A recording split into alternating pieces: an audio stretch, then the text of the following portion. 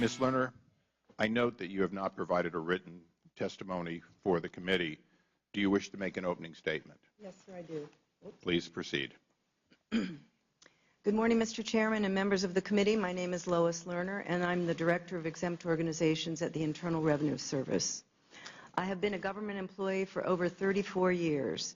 I initially practiced law at the Department of Justice and later at the Federal Election Commission. In 2001, I moved to the IRS to work in the Exempt Organizations Office. And in 2006, I was promoted to be the director of that office. Exempt Organizations oversees about 1.6 million tax-exempt organizations and processes over 60,000 applications for tax exemption every year. As director, I'm responsible for about 900 employees nationwide and administer a budget of almost $100 million. My professional career has been devoted to fulfilling responsibilities of the agencies for which I have worked, and I am very proud of the work that I have done in government. On May 14th, the Treasury Inspector General released a report finding that the Exempt Organizations Field Office in Cincinnati, Ohio, used inappropriate criteria to identify for further review applications from organizations that plan to engage in political activity, which may mean that they did not qualify for tax exemption. On that same day, the Department of Justice launched an investigation into the matters described in the Inspector General's report. In addition, members of this committee have accused me of providing false information when I responded to questions about the IRS processing of applications for tax exemption. I have not done anything wrong. I have not broken any laws. I have not violated any IRS rules or regulations, and I have not provided false information to this or any other congressional committee.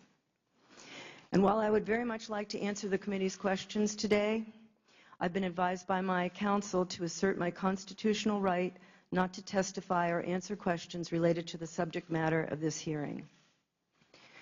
After very careful consideration, I have decided to follow my counsel's advice and not testify or answer any of the questions today.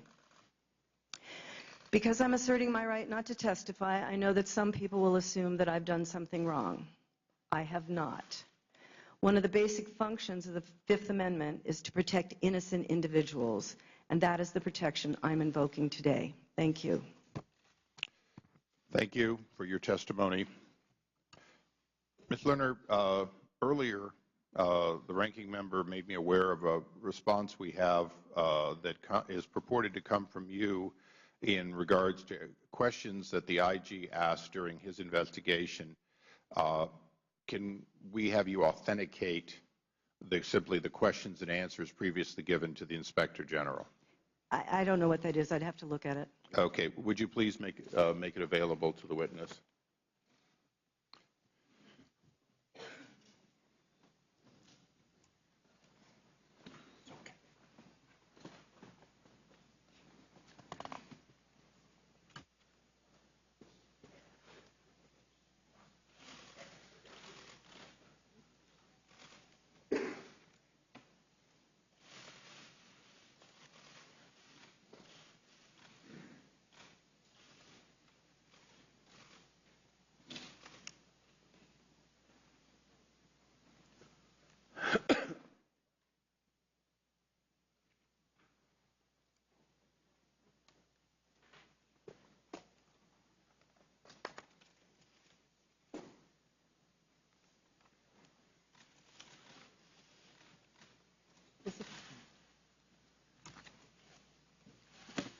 This appears to be my response.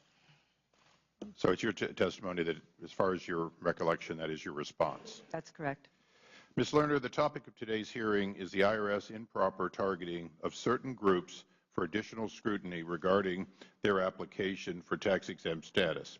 As Director of Exempt Organizations of the Tax-Exempt and Government Entities Division of the IRS, you are uniquely positioned to provide testimony to help this committee better understand how and why the IRS targeted these groups.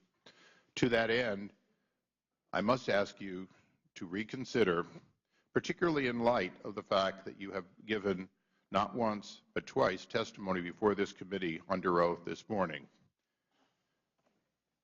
You have made an opening statement in which you made assertions of your innocence, assertions you did nothing wrong, assertions you broke no laws or rules. Additionally, you have authenticated earlier answers to the IG. At this point, I believe you have not asserted your rights, but in fact have effectively waived your rights.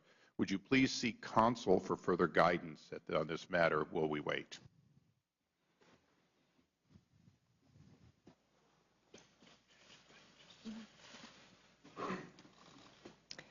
I will not answer any questions or testify about the subject matter of this committee's meeting. We will take your refusal as a refusal to testify. The witness and counsel are dismissed.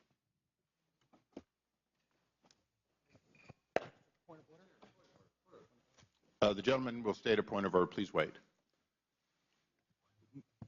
Mr. Issa, Mr. Cummings just said we should run this like a courtroom, and I agree with him. She just testified. She just waived her Fifth Amendment right to privilege. You don't get to tell your side of the story and then not be subjected to cross-examination. That's not the way it works. She waived her right to Fifth Amendment privilege by issuing an opening statement. She ought to stand here and answer our questions.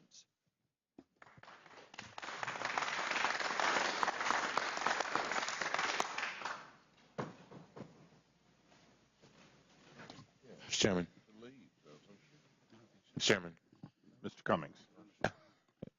First of all, with all respect for my good friend, Mr. Gowdy, I said I'd like to see it run like a federal court. Unfortunately, this is not a federal court, and she does have a right, and I think, and we have to adhere to that.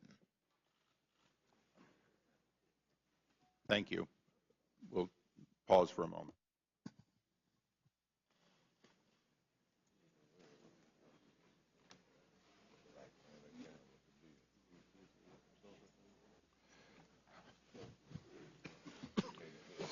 Ms. Lerner, I'll ask you just a couple of additional questions.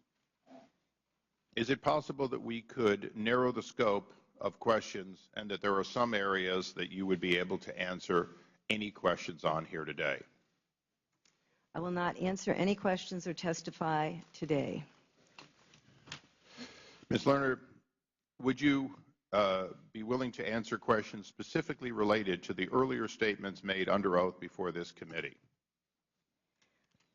I decline to answer that question for the reasons I've already given. For this reason, I have no choice but to excuse the witness, subject to recall after we seek specific counsel on the questions of whether or not the constitutional right of the Fifth Amendment has been properly waived. Notwithstanding that, and consultation with the Department of Justice as to whether or not limited or use immunity could be negotiated, the witness and counsel are dismissed. Now, the clerk will please rearrange the seating.